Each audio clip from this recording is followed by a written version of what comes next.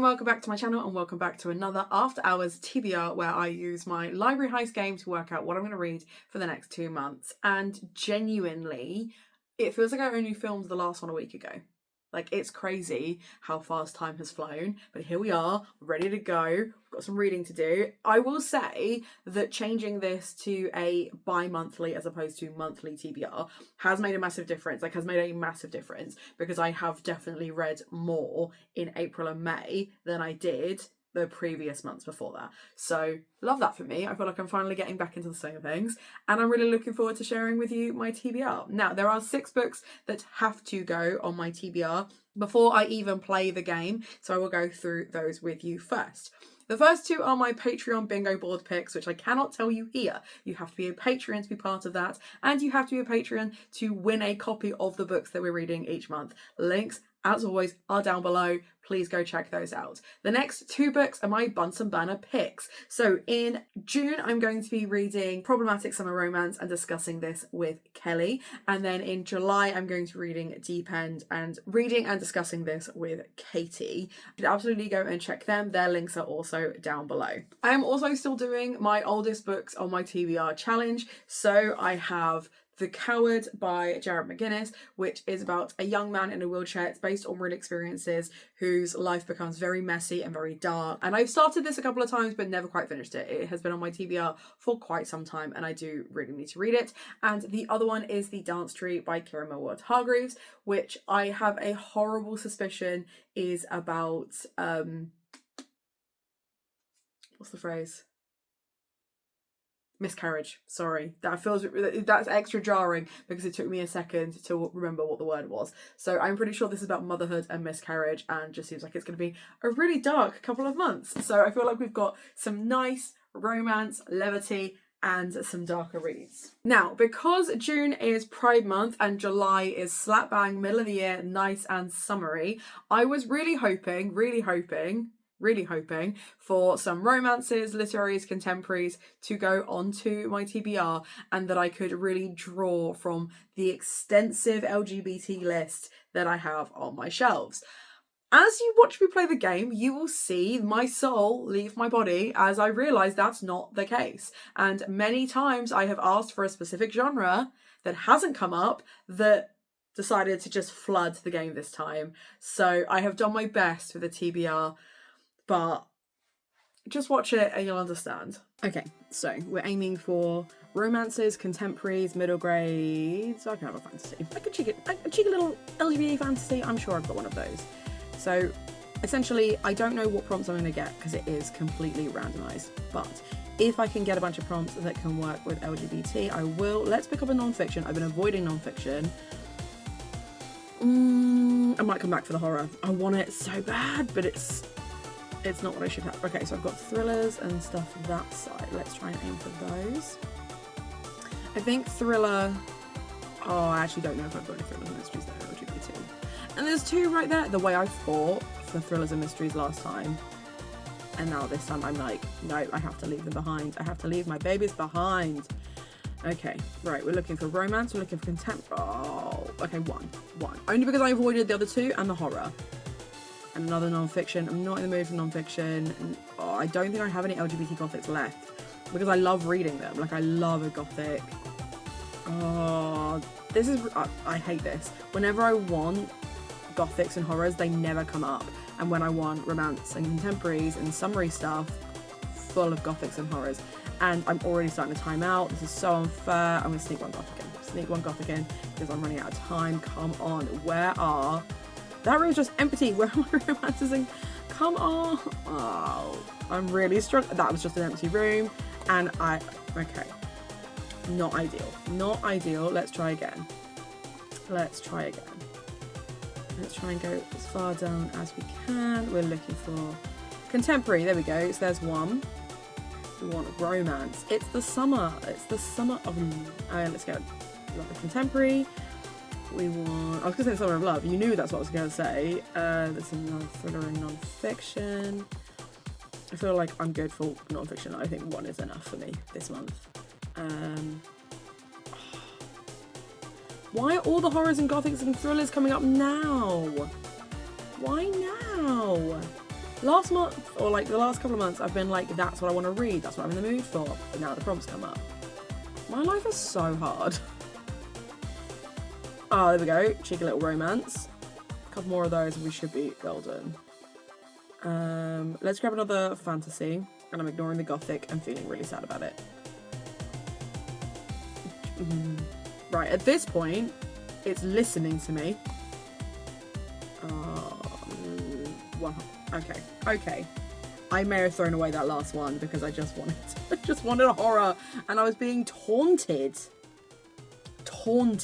So, fantasy / sci-fi cold word title.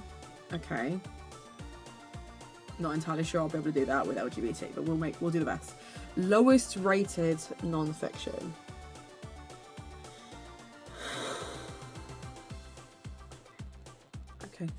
Okay, fine.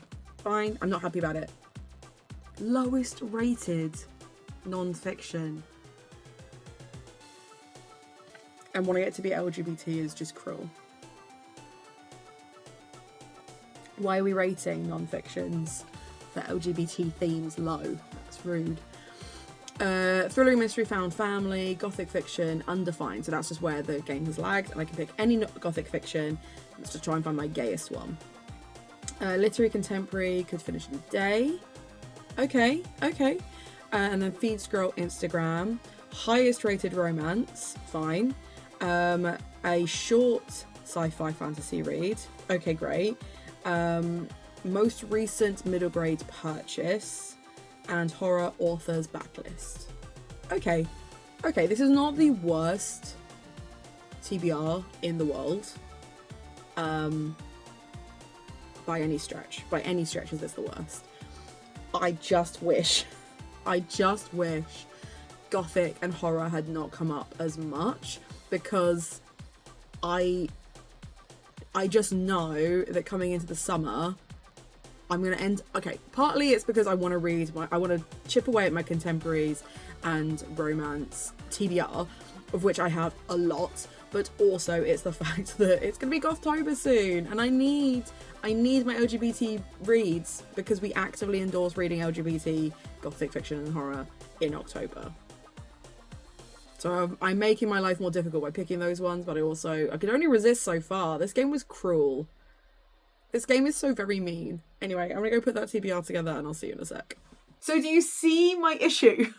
After months of only wanting to read gothic and horror and thriller and not getting those prompts come up, flooded, which means my TBR is also flooded with gothics and horrors and sci-fis and fantasies.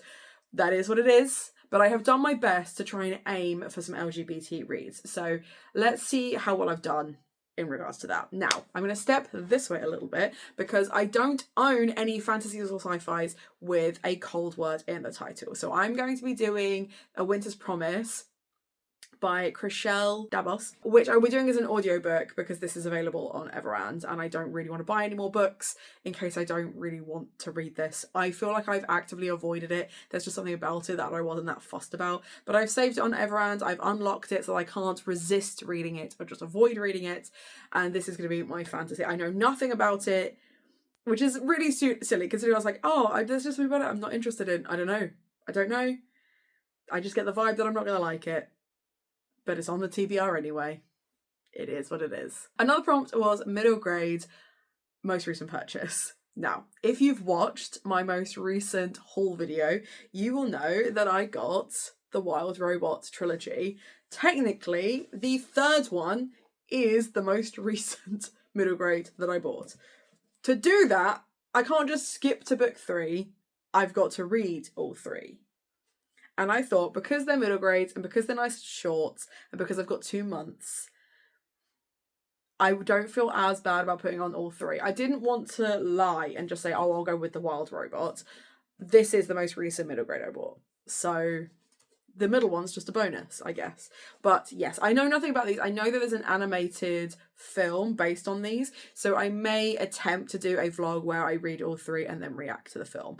But that is dependent on time and energy, of which I have so very little of at the moment. But they are also on my TBR for June and July. For romance highest rated, I got Delilah Green Doesn't Care, which is a sapphic romance, and I'm like thrilled that it's so obviously able to tick off a Pride Month pick. I have TBR'd this once before for a romance with spring vibes, but only once before. So I'm not too worried. I know that I will eventually get to this. And because it's one of the few books on my TBR that actually is ticking the genres I want to be reading over the next couple of months, I feel like it will reach a priority. This was gifted to me years ago by Lamia from Becca's Discord. So thank you again, Lamia. I will try and read it this month. Another book that has been TBR'd multiple times, and this is the second time of me TBRing it this month, is Idle Burning. This is for my contemporary, which is Feed Scroll, which I will leave the feed picture here. There are a lot of people that I follow on Instagram that are talking about a lot of contemporaries, and I don't own any of them. It really goes to show that the contemporaries that are on my shelf have been there for a while because no one's talking about them anymore. So I actually TBR'd this very recently this year and still didn't get to it. So fingers crossed for June and July. For Gothic fiction undefined, I could be a bit sneaky and just pick any LGBT Gothic. So I will be reading Don't Let the Forest In by C.G. Drews. Now, I don't know if the plot is LGBT, but I'm pretty sure the author is, and therefore I'll allow it. Again, I don't know anything about this. If you've seen my most recent haul, you will know that I bought it just because everyone keeps talking about it. It feels like it's going to be a kind of Wilder Girls, Sawkill Girls, creepy in the woods type vibe, which I'm very, very here for. And plus the LGBT themes or authorship just works really well for Pride Month. So this feels like this one's going to be a priority. This one feels like it's going to tick off what I want to read mood-wise and also what I should be reading LGBT rep-wise. In the same vein, horror author backlist, I've gone for Lucky Day by Chuck Tingle. Now, I don't know off the top of my head the actual sexuality of Chuck Tingle. My brain is saying they are asexual and that they are non-binary.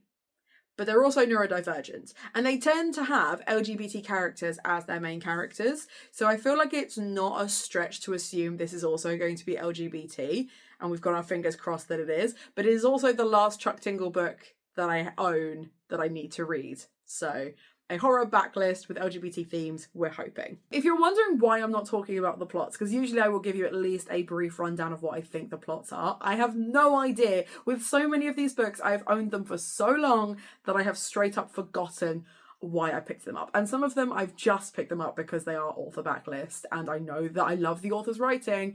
I'm gonna love these. So I will say that those last three I have really high expectations for. Like, really high expectations for. For contemporary could finish in a day, I have gone for a graphic novel. I am going for The Sad Ghost Club by Liza Meddings, Volume 3. Now, I loved Volume 1. Volume 1 of The Sad Ghost Club was the first book I ever received as part of PR/an ARC from a publisher. Very, very exciting. I'm never giving it up. The second book I did not enjoy as much because I felt like actually a lot of the themes in the story was basically just copy-paste from the first one. And it just didn't hold my interest in the same way. I have higher hopes for Volume 3. If Volume 3, however, is the 3-star range that Volume 2 was and not the 5-star range of Volume 1, I probably will just unhaul Volume 2 and 3 and keep Volume 1 for the sentimental reason. And I will just gift these to a school because these are really, really cute contemporaries. These are very much we can all identify because these characters are non-identifiable, if that makes sense. My son is crying, one sec. He doesn't want to be here. He doesn't want snuggles. He just didn't want the door to be shut. And I can respect that. I think we can all respect that. Yeah. You want to sit up here?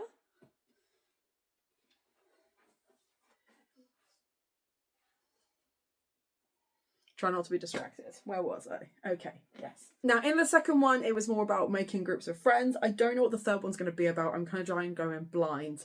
But, yes. Fingers crossed I actually like it so I can keep all three. But if not, it's extra space on my shelves. It's not the end of the world. But fundamentally, a graphic novel is the only kind of contemporary I'm going to finish in a day. For non-fiction, lowest rated, which sounds like it's going to be the worst read that I have gone for Mad Bad Real Heroines of the Regency by B. Koch. Now, this is a non-fiction about the Regency era. I'm hoping that it has some LGBT narratives in it, but I don't know if it will. But fundamentally about people that were rebels in the Regency era. I feel like if it's going against the status quo, there's got to be some LGBT rep in there. Fingers crossed again. But this had a really low rating on Goodreads. This was at a 3.2, which is not ideal. But also wasn't massively far away from my highest rated nonfiction, which was 4.3. So there was only like a point in it, but I am always nervous. Because I tend to look at what it's rated for with like people near me. And I don't think anyone on my Goodreads had read this or rated it particularly high. So we're nervous about this one, but we're going to be optimistic. Another one where I'm not entirely sure what the sexuality or gender is of the author because I can't remember, but I feel like it's LGBT, and I feel like the narrative is also inherently LGBT because of the authorship. I'm going with Binti's Home by Nnedi Okorafor, which is the sequel to Binti, which I think Binti was either gifted to me by Abby or Olivia. I would need to double check. But the sequel was also gifted to me from Becca, from Becca's Book Sanctum. So I really appreciate you, Becca. Thank you very much. I now have a sci-fi that I can put as a nice short read on my TBR. Now, in the first one, Binti is essentially on a cruise liner. She kind of becomes this representative of like the human race when these aliens rock up and start trying to kill them, and she's able to broker peace between the two groups. I imagine this is what's happened when she returns home and continues to broker that peace, and I imagine there'll be some kind of political intrigue because of that. It's very Afrofuturism. I'm really struggling to speak English at the moment. Just that native language of mine, she's not a friend. So Afrofuturism, but also looking at anti-colonialism and things like that. So yeah, really, really intrigued to see what happens in the sequel of a really good book. And then my last pick, I didn't realise I'd TBR'd this twice before, and that worries me. But I needed a thriller/mystery with a found family, and I've picked up The Girl in Question, which is the sequel to The Girls I've Been Before, which I devoured. Like, I genuinely don't think it took me more than a couple of days to read it. Loved it. It was so, so good. So the fact that I've TBR'd this will be the third time, it just confuses me. Like, I don't understand how I've done that, because fundamentally this is such a good book, and I'm so, so excited to get back to, like, as in like the first one was such a good book that I don't understand why I'm waiting to get to the sequel. But if you don't know the rules here, if I TBR something 3 times and don't prioritize it, don't read it, I have to unhaul it. I have just had to unhaul another book from a previous TBR because of that. I do stick to it. I will be devastated if I don't read this. Now, the upside is I've got 2 months. I've got June and July. And the other upside is this is LGBT. The main character is bisexual. So I feel like I can prioritise this. I want to prioritise this. Again, much like with Delilah Green and Chuck Tingle and C.G. Drews, I feel like because it's LGBT and it's in a genre that I like, that is going to make it more palatable for me to want to read over the next couple of months. But as far as like what I wanted for my June-July TBR versus what I actually got, worlds apart, poles apart, anti-magnetized, however you want to describe it. Because genuinely, what I thought I wanted to read versus what I've actually got, so different. So different. I'm not mad about it because I do feel like it's a really nice mixture of genres that I really like reading. Like, I can rely on the fact that I'm going to enjoy these books, and ones that tick off the idea of reading about LGBT and getting that LGBT rep up, because I always want to make sure that I can recommend lots of new books when it comes to Gothtober. I want to actively be reading books that have disability rep, BIPOC rep and LGBT rep, and I feel like actually with regards to that, this TBR has nailed it. So lots of positives to this TBR, considering After Hours really tried to mess with me. Really, I mean, they gave it a good go, didn't they?